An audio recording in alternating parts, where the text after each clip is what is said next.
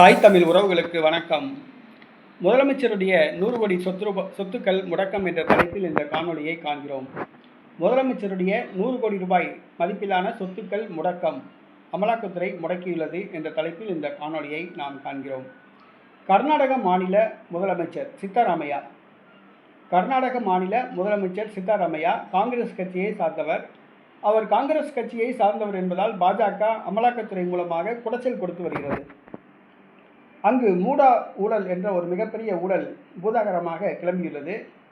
இதன் காரணமாக சித்தராமையா அவர்களுடைய 100 கோடி ரூபாய் மதிப்பிலான சொத்துக்கள் 92 சொத்துக்களை அமலாக்கத்துறை முடக்கியுள்ளது. இதுவரை 400 கோடி ரூபாய் மதிப்பிலான சொத்துக்கள் முடக்கப்பட்டுள்ளது. இது கர்நாடக மாநிலத்தில் புயலை கிளப்பியுள்ளது. இப்போ அமலாக்கத்துறைக்கு நம்ம சொல்கிறது, பாஜக மத்திய அரசுக்கு சொல்கிறதுலாம் ஒரே ஒரு கோரிக்கை தான்.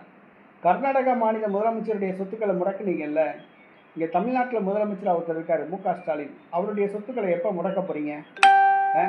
அவர் சம்பாதிச்ச சொத்துக்கள் பூரா, கருணாநிதி குடும்பம் சம்பாதிச்ச சொத்துக்கள் பூரா நேர்மையாக சம்பாதிச்சதா?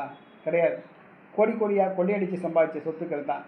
அங்கே எப்படி முடக்குனீங்களோ அதே மாதிரி இன்றைக்கி கருணாநிதி குடும்பத்து சொத்துக்களை முடக்கணும், பறிமுதல் செய்யணும், நாட்டுடைமையாக்கணும். இதுதான் தமிழக மக்களுடைய விருப்பம். தமிழ்நாட்டில் முதலமைச்சர் மட்டும் கிடையாது, அமைச்சர்கள், சட்டமன்ற உறுப்பினர்கள், பாராளுமன்ற உறுப்பினர்கள், மேயர்கள், கவுன்சிலர்கள் எல்லாமே கோடி கோடியாக கொள்ளையடிக்கிறாங்க. அமலாக்கத்துறையை பார்வை தமிழ்நாட்டுக்கு திரும்பணும்.